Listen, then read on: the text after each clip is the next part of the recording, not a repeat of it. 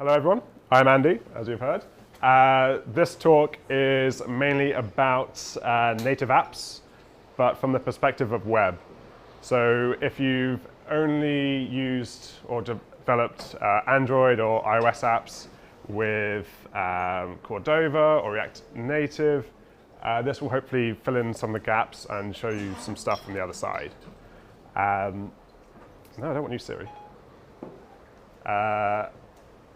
So I'm going to start with talking about the classic kind of native architecture. So when you're designing a native app from scratch, this is kind of what you do. Then I'll go into the kind of unknown unknowns, so the weird things you may not know about native that will probably set your project back a few weeks, with solutions, of course, which would be nice. And after all those downers in section 2, I'm going to end it with just one nice thing about native. There are more nice things, I just don't have enough time. And so first of all, why native? You're probably working for some web company, and they've got some idea of, like, we have this amazing website, but now we need an app. Why do you need an app? Like, it costs money to develop an app and support an app. So the usual thing that's given is that users with an app installed are more likely to use your company's business more often. That's got a bit of an asterisk because that's a correlation rather than a causation. It can happen that people that use your business a lot will actually also install the app just because they like your business. Plus, I mean, you can just install a web app. Like, there's no real justification for this. The other one that's given is push notifications, improve retention, which is true. When you have a notification come in and it says, hey, your friend Tina has just uploaded a new recipe for sausages or something, like, you're going to tap on the notification, you want to see Tina's sausages. And people will start using the app every day. But this is, again, possible with web. Some bits are coming. And even if you don't have push notifications, you could probably make do with emails. So it doesn't really count. Something API. There may be better APIs on native for doing a particular thing, like some kind of accelerometer stuff, maybe. Something to do with cameras. But again, you have a website, you're trying to make an app of the website, you probably don't even need that. So it comes to a final thing, which is that users actually feel they're getting things done faster with a native app. And it's quicker and easier. That's pretty much it. Like, nothing else really matters that much. Maybe the API stuff, but it's a case-by-case basis. So how do native apps feel fast? And how do you make your native app feel faster than your website? That's what your customers want. Again, like, we could go into the whole JavaScript versus Java versus Objective-C versus Swift in terms of speed, but all three platforms, they have the same basic architecture of there's an event loop. It's single-threaded, you do most of your work there, and as long as you can get your stuff done in under 1/60th of a second, it doesn't really matter. There's not going to be any judder, so it's not really the language. Is it the installed assets? Like, you can install a native app and you have all the stuff ready. Like, maybe that gives you a little bit advantage over web. But honestly, if you have a decent web app and you preload all your assets, there's like a one-time hit, and that's about it. So that doesn't count. Also, both web and native, they still have to fetch their content over the network. So, like, they still have the same downside there. So the actual reason why they feel fast is databases. This is kind of a thing that's been with iOS and Android apps from the start, and this is how they're designed. It's this architecture. So we have our UI controller, which is on iOS, it's a UI view controller. On Android, it's a fragment or an activity. This is the stuff that just organizes all your views and deals with models, all that kind of stuff. And when it starts, it immediately queries, no point here, queries the database for its content. That's where it gets all of its content from. At the same time, it also starts the API service far on the left. API service does all your network stuff, gets the JSON out, pipes it through a JSON processor. Sadly, it has to be a separate class just because Java, Objective-C, Swift, they all kind of suck at JSON parsing, so you need to unit test it. Just seriously, like it works fine for 90% of stuff, but that last 10% sucks. And then you go straight into the database, which is wrapped with either core data for iOS, content provider for Android, and that wrapper basically sends out a broadcast to anyone that's listening saying like, hey, that query, if you're interested in that query is now changed, please requery. And you get the up-to-date information. So let's go through an example. So you have your app, it's just started, you have your UI controller, it immediately checks the database, is there anything there? Nope. So it shows a loading spinner while also still calling the API service. API service then gets all the stuff it needs, put it through the JSON processor, puts it into the database, and alerts everyone, and hey, now we have our content. So this all comes from the database. Means that at this point, if the app is killed and then restarted, it can load everything back up from the database. That's just the store that's there. We can also do some really cool stuff where, so we have 5 items on the screen. Like if we have, say, 1,000 items in this list, we only need to keep 5, maybe 6 in memory. So we can, when you scroll, fetch more stuff from the database, and really cut down on memory usage. So let's do something cool. So let's tap on the top item and assume there's some kind of detail view. So this new UI controller will do the same thing the previous one did. It will check the database for what it needs. And lo and behold, the database has content for that first item. So it immediately shows it. It doesn't have to do any web request. There's no loading. It's just straight there. It doesn't even check whether it should show a 404 or anything. It just immediately shows that content. Still, at the same time, it's going to be using the API service to go get more stuff from the network. Lo and behold, there is more stuff. Ends up in the database. Database shouts about it. And we show it. We have the same thing that we had with our first UI controller, which means that we can kill the entire app, relaunch it. All this information will still be there on the database, and we can immediately show this content. This is actually quite a useful thing. Like, you don't normally go about killing your apps, but Android and iOS will kill your app all the time. You may know about it through it's like memory pressure. So you know how you have like hundreds of apps open, but only like 3 of them are really there? It's even less than that. Android and iOS will kill your app as soon as they can.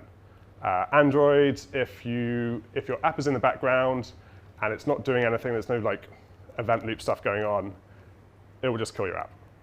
The idea is that it's so easy to recreate your app that it doesn't really matter. You can delay the killing a little bit, but usually it's very hard to do and you're kind of fighting Android. So yeah, this is the standard architecture. Oh yeah, so anything in red, that doesn't actually touch any UI stuff, which means you can then put it in a background thread. This is particularly useful because databases are really good at like transactional stuff. So you just pipe it in and it's all fine. It's also kind of necessary, again, for the JSON processor, the bad JSON stuff. So Android and Java, your UI will stutter if you try and parse JSON in the UI thread on Android. So just please do this. All right. So now we have our basic app architecture. Let's go into all the weird crap. I don't have enough time to go through everything. I'm going to go as quickly as I can through this. So let's go. Number one. Almost. Yeah, mobile radio eats batteries. This is the main cause for your batteries being drained out, is just the mobile radio. As long as it's not, your app doesn't have like a flash, it's not a flashlight app or something like that. Or it's like mining bitcoins. So this is probably the most important thing, just because you can have the prettiest, nicest, easiest to use app in the world, but if it drains people's batteries, people will uninstall your app. Like, this is like a deal breaker for everyone. So the mobile radio is a chip in your phone that communicates with local cell towers. And well, cell towers aren't that local, they're actually quite far away. And so the battery, or the power usage is quite high. The way that phones deal with that is they have two states for their radios. You have a sleep state and a wake state. Wake state is where you draw all the power. So when you make a request, it takes a while for the radio to actually wake up. You have this big power spike from when you actually send out a packet. And now the radio, it doesn't know what kind of networking you're doing, and so it will stay in the high power state for a decent amount of time while it's expecting packets to be returned. All this time, it's draining battery. Even like long after the packet's been received, it's still kind of, is something else going to come along? I don't know. It's waiting around. So iOS and Android both have to deal with this in their own special ways. The main thing is coalescing network requests. So push notifications and background syncing, some other processing, anything that's non-essential gets delayed until you actually need the network. So if you open a web page, odds are Android or iOS will piggyback that and use it to check for push notifications or stuff like that. It's really cool. I could really go into a lot of detail here, but I don't have that much time. I'm running out. The thing to take away from this is please don't poll. If you're polling, you are firing up the radio like every 5 seconds. Your battery is just going to drain out. Instead, use push. Just push the data. Let Android pick it up, or iOS pick up the data when it finds it the most efficient time to do it. What else can I fit in? Yeah, the other way to make sure you don't do this, because it's really easy to accidentally do. You may have a web view that accidentally does it. Just take your phone and go outside. Use the mobile radio, use the battery, see what happens. Just field test your stuff. You're not going to find this out by having a phone plugged in and using Wi-Fi at your desk. Cool. Android backstack. Oh, this is a fun one. This actually involves some participation. Can everyone with an Android phone do this? Just need you to, holding two things. Open the Gmail app. Open the left drawer, you slide it out, and go to the important inbox, and then tap on an email. You just went out of battery. OK. Cool. When you've done that, can you tap the hardware back button 3 times? Where do you end up? Home screen. Yeah, cool. That makes sense. Do 3 things, go 3 back. It's all cool. What if we do these 5 things and then go back 3? So open Gmail, open the drawer, go to important, open the drawer, go to regular, open the drawer, go to important, tap on an email, and then tap back only 3 times. Where do we end up? 2 times went right. Huh? 2 times went right. Okay, if it's 2 times good. Basically, it's not really a history. If this was like a browser history, you'd expect you'd end up maybe here, the important inbox, but in reality, you end up in the home screen. The takeaway from this is that Android navigation and web navigation, like the history, the back stuff, it isn't the same. There's a lot of weird navigation things that you might not expect. Like on Android, it's kind of, there's an implied hierarchy when you got the back stack. You can share codes between iOS and Android and have kind of a common navigation pattern, but your users will find it confusing. It's a short-term solution, not a long-term. Please just like relax, let Android and iOS do the navigation for you. It's a lot less code and it's a little bit easier. They end up with a better experience. Okay, app reviews. App reviews are the death of me. So the weird thing is with a native app, whenever anyone wants to install it or use it, they immediately know what everyone else's opinion of it is. And those opinions are usually, well, they will be quite negative. And they genuinely do affect your mental health. Yeah. They will stick around. And you've got to bear in mind that your first app is going to be your shittiest one. Like, genuinely, like if you're a good developer, then logically your first app will be your shittiest one, because well, your first release will be your shittiest one, just because every other release on top of that will be improving it. But yeah, these can really drag you down. But there is a good way to handle it. So what you need to do is at the start, just before you do your planning, go through your reviews, go through every single one of them, and just tally up what they're saying. They could say, oh, you know, this app is the worst app in the world, your notifications suck. Just have a tally thing that says, notifications 1. Maybe get 2 reviews that say, oh, navigation is hell, go kill yourself, which happens. Genuinely. Then there, you got 2. And by the end of it, you end up with, you may be down for a little bit, but you have, like, all the negativity becomes more of a statistic. And also, you just happen to have a nice load of stats that you can bring to a planning meeting and say, hey, you know, the things that we thought people didn't like, here's what they actually don't like. And you can base your planning on that. The good thing is that, so on the Play Store, you can actually reply to reviews. And if you reply to one of these really shitty reviews with, oh, I've actually fixed your thing now, they completely turn over. It's amazing. They call you a god. They give you a 5-star review.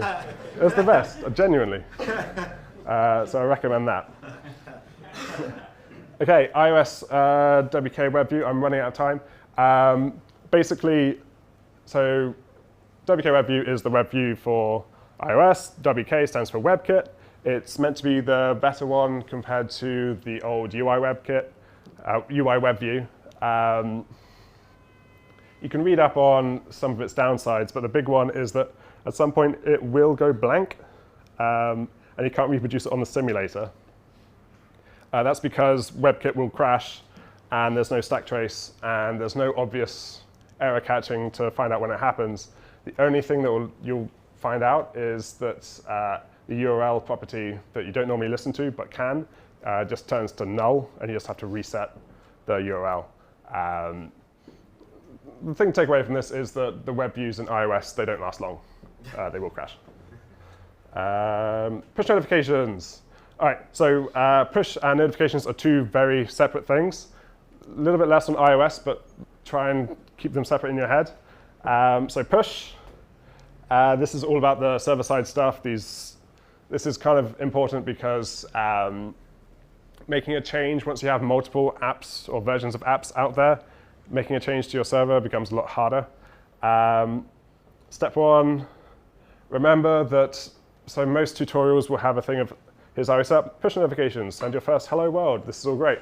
Remember that if you have a sign out button on your app, you're going to need to have some kind of way of deregistering your push notifications, because you don't want to have like private messages coming into an account that's meant to be signed out. What else? Yeah, so Apple and Google's push APIs are different. I'm assuming if you're making an iOS or Android app for a website, you're probably started with iOS, then Android, or Android, then iOS. And you may jump to some conclusions about how the APIs work. Please don't try and do a common abstraction. You won't have time, and they don't really mesh that well. Like Google's really good for batch processing, so sending multiple notifications all out at once. Apple, less so. Apple, you have a badge number. Google, like the way that they handle permissions is different. On Apple, you require several certificates. Yeah, don't do that. Also, keep your payload small. What you're actually sending out, the JSON, is technically an API, and you can't really version it that well. So just give the bare minimum that you can to the app, and let the app fill in all the blanks. That'll make your life a lot easier. Running out of time. Oh, don't forget non-events. So if you have a notification for a new message, don't forget to send a push payload for when that message has been read. That way, like preloading content and all that kind of stuff makes it so much easier. All right, the notification side. Yes, so these are the notifications on Android. And so if you have the small payload, or even if you have the perfect payload that has all these properties needed for these notifications, you're still going to have to do chain web requests. So these images, these avatars, you don't set them with a URL. You set them by passing a bitmap to Android. So it's really tempting to have some kind of thing where you slowly build up the notification as your API responses drip feed in. Please don't do that. It looks really shit, and it'll take you like a day to do, and you think you're really proud of yourself, but then you actually see the notification, and you have something that alerts you, and it says, oh, wait, and it's popping around, and it looks really ugly. Just wait for everything to appear. Wait for your APIs to all finish, and then show the notification. That'll make your life easier. OK, I have very little time. So the one nice thing, the one good thing about iOS and Android, the whole ecosystem, this is it.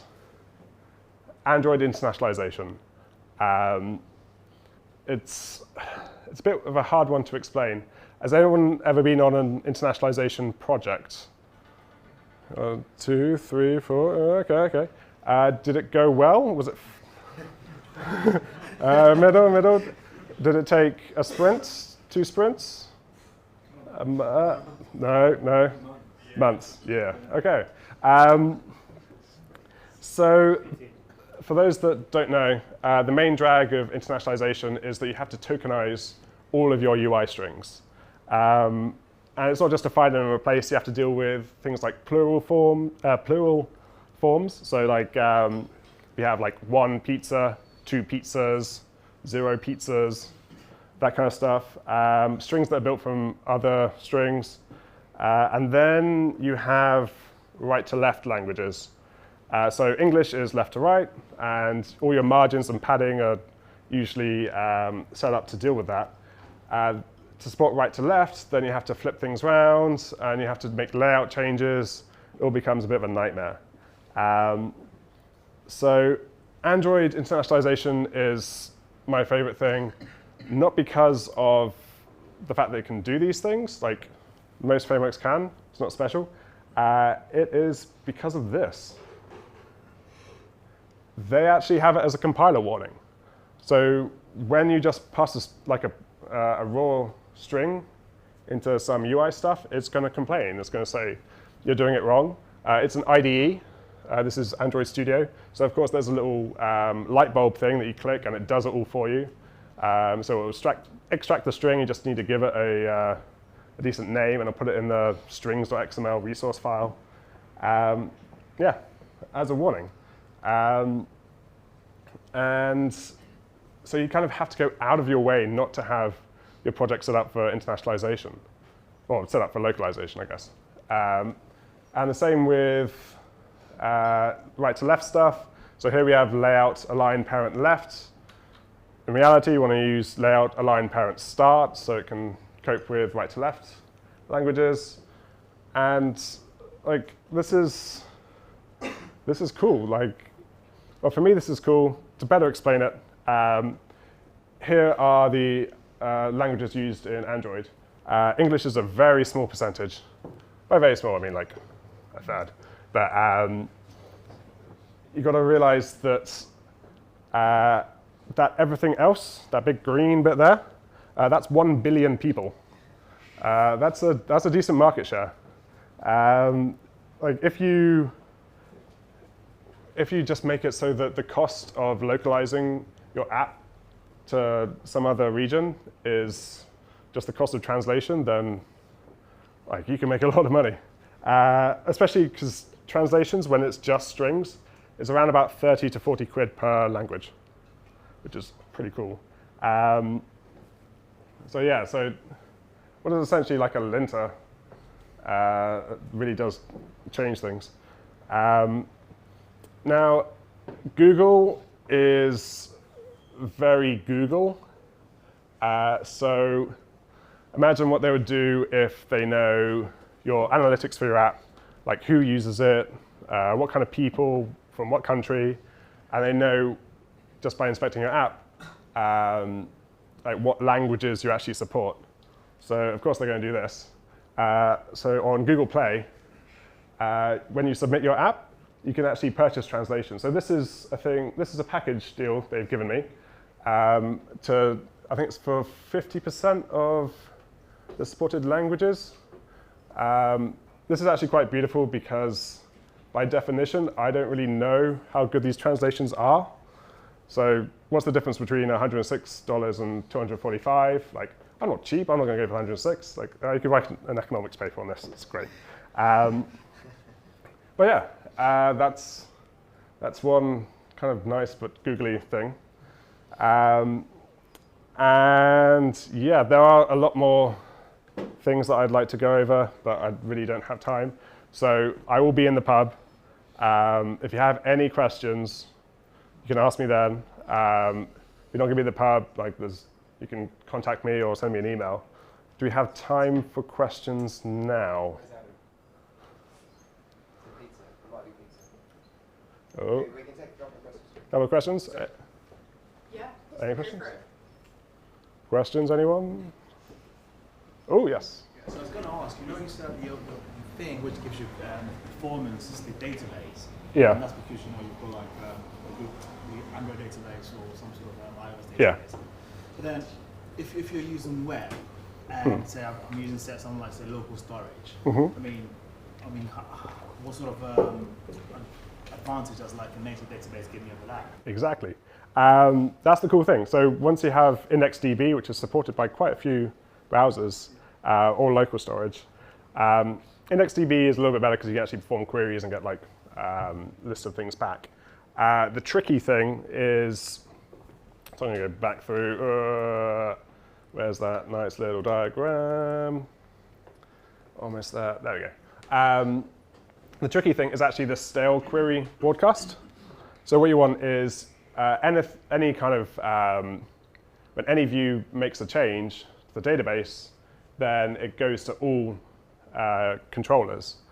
So on the web, if one window makes the change, you want the other windows to recognize the change. So cross-window events aren't really a thing. except for local storage. So what you can actually do is you kind of hack around this by having, so on local storage you can actually listen to changes. And so any other window can make a change to that local storage, and the other windows will find out about it. So this is pretty much, yeah, totally possible with web. Well, with Cordova and so on, you can also use like adapters for SQLite and Yeah. so it should work as well. Yes. Yes. The other thing that we have to remember is that it's not just the speed of this, it's also the kind of the UX patterns that come with it. So on Android and iOS, there's so much kind of implied knowledge by, you know the tabs at the bottom, you can switch tabs, and you know they won't perform some kind of destructive action, all this kind of stuff that makes a native app easier to use. Yep. What would your suggestion be on unifying the push notifications between iOS and Android? Branching, and just saying if Android, then do this, or else using a SAS. I would say, oh, for push or for the notifications? For push. For push. Yes. I would say if you're doing iOS or Android, just make it work for one of them, and then once you have that working, maybe start working on another. Because there's stuff like iOS maybe needs different events to listen to. So on iOS you have the badge number on the app. That may be suited to your own internal events for that. That might not apply for Android. Just like the cost of doing push notifications isn't that high, like the actual infrastructure. So just see what events that you're doing internally are and see what maps. Is that enough? Cool.